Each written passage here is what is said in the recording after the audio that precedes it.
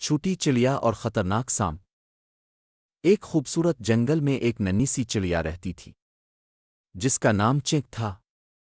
چکی نہایت خوش مزاج اور ہنسی خوشی رہنے والی چڑیا تھی۔ وہ دن بھر درختوں پر الفاڑتی اور اپنے دوستوں کے ساتھ کھیلتی۔ اس کی چہچہاہٹ سے پورا جنگل گونجتا رہتا تھا۔ ایک دن چکی نے درخت کے تنے میں ایک چھوٹا سا گھونسلہ بنایا اور وہاں اپنے انڈے رکھ دیے۔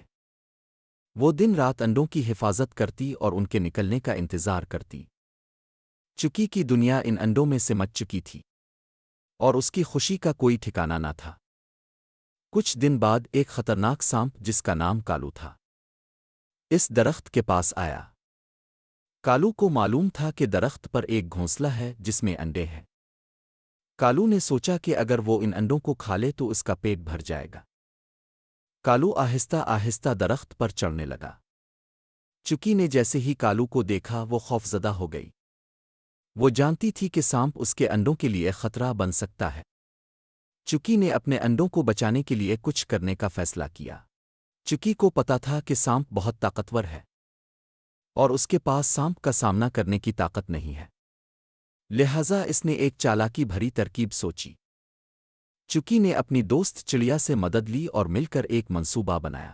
چکی نے درخت سے اڑان بھری اور کالو کو بہکانے کے لیے زور زور سے چہچہانا شروع کر دیا۔ اس کی دوست چڑیا بھی اس کے ساتھ مل گئی اور دونوں سانپ کے ارد گرد اڑنے لگیں جیسے کہ وہ سانپ سے باتیں کر رہی ہوں۔ کالو کو لگا کہ چڑیاں اس کا مذاق اڑا رہی ہیں اور اسے پریشان کر رہی ہیں۔ اس نے سوچا کہ وہ انڈوں کو چھوڑ کر چڑیوں کو پکڑ لے۔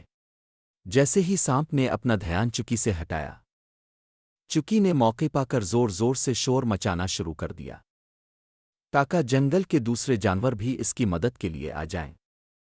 اس کا شور سن کر آس پاس کے پرندے اور جانور جمع ہو گئے۔ انہوں نے مل کر سانپ کو گھیر لیا اور اسے بھگا دیا۔ چکی نے اپنی عقل اور حاضر دماغی سے اپنے انڈوں کو بچا لیا۔ اس کہانی سے ہمیں یہ سبق ملتا ہے کہ چاہے دشمن کتنا ہی طاقتور کیوں نہ ہو، اگر ہم عقل اور سمجھداری سے کام لیں تو ہم اپنی حفاظت کر سکتے ہیں۔